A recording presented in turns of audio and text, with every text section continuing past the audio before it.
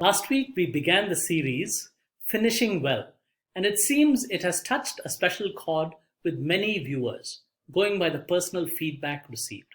So let's dwell on the topic for a bit and unpack it fully over the next few weeks. Let's begin with a personal story and then some important principles learned from it and from the life of Old Testament hero Moses. I read a book in 1993 which had a major impact on the way I began to make decisions in my life.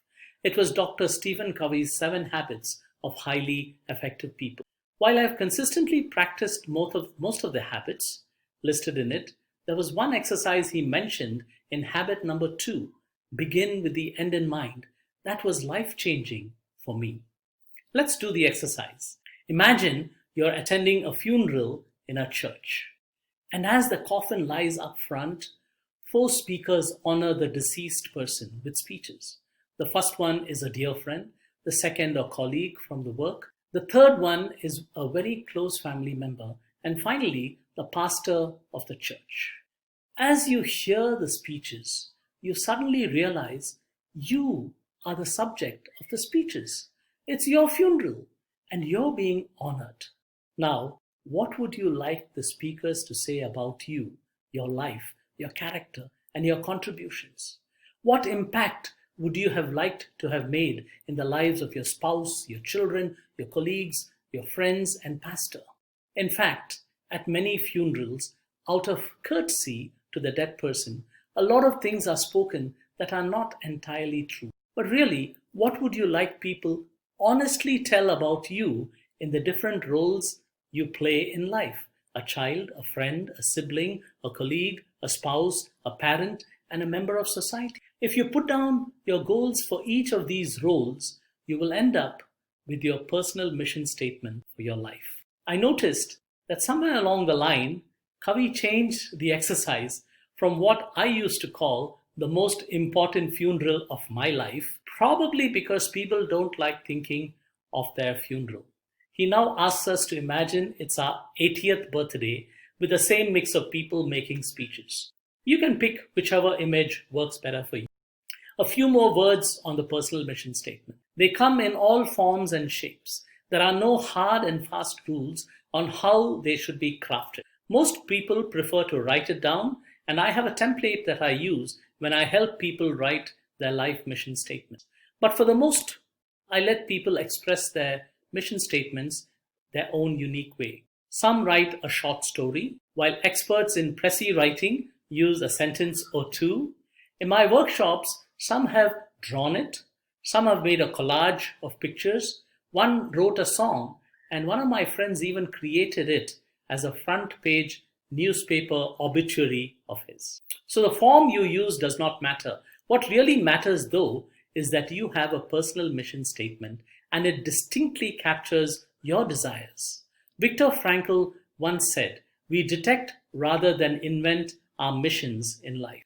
That is very important as a Christian. So I prayerfully involve God in helping me discover the deepest longings and desires, both of my heart and His. I suggest you do the same when you begin this exercise.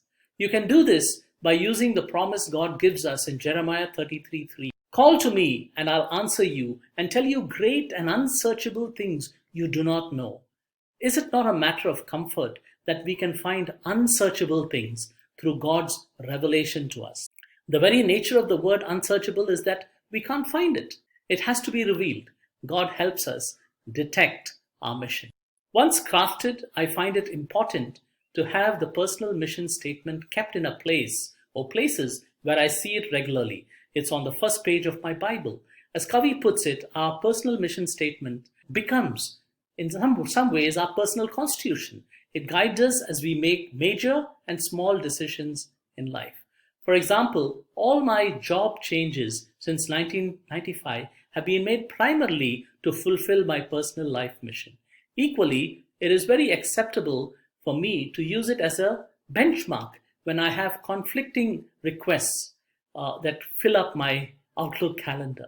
Crafting our personal mission statement takes time. For me to reach my current personal mission statement, it took me 3 years of patient writing and rewriting. If you need some help on your personal mission statement, email me at my email address. Just crafting your personal mission statement is only about beginning with the end in mind, with a key word being beginning. It's a very important step, but it's not the last step. The next step is actually putting it into action. As I put my mission statement into action, I learned a few truths which we clearly see also in the Bible when people detect their personal mission in life through encounters or revelation by God. To live out our personal mission statement, you will need to step out of your comfort zone. You have to have courage. You got to make sacrifices. Let's look at Moses. Moses was raised and grew up in the palaces of Egypt till 40 years. Then, due to a rush of blood, he killed an Egyptian, but then he had to flee to Midian. From being a prince of Egypt, he now became a shepherd in Midian.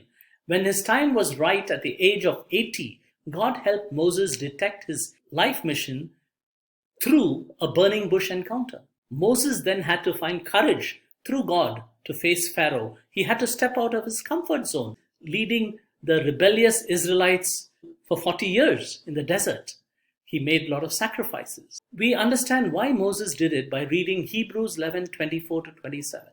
By faith, Moses, when he had grown up, refused to be known as the son of Pharaoh's daughter. He chose to be mistreated along with the people of God rather than to enjoy the fleeting pleasures of sin. He regarded disgrace for the sake of Christ as of greater value than the treasures of Egypt, because he was looking ahead to his reward. By faith, he left Egypt, not fearing, but he persevered because he saw him who was invisible. Yes, Moses persevered because in his mind, which God had given him, was clearly etched. So for us to begin, we first need to, with God's help, clearly craft our life mission statement and then be ready to be courageous enough to put it into action, counting our costs and knowing there will be sacrifices to be made. May God bless us all as we begin this long journey to finish well.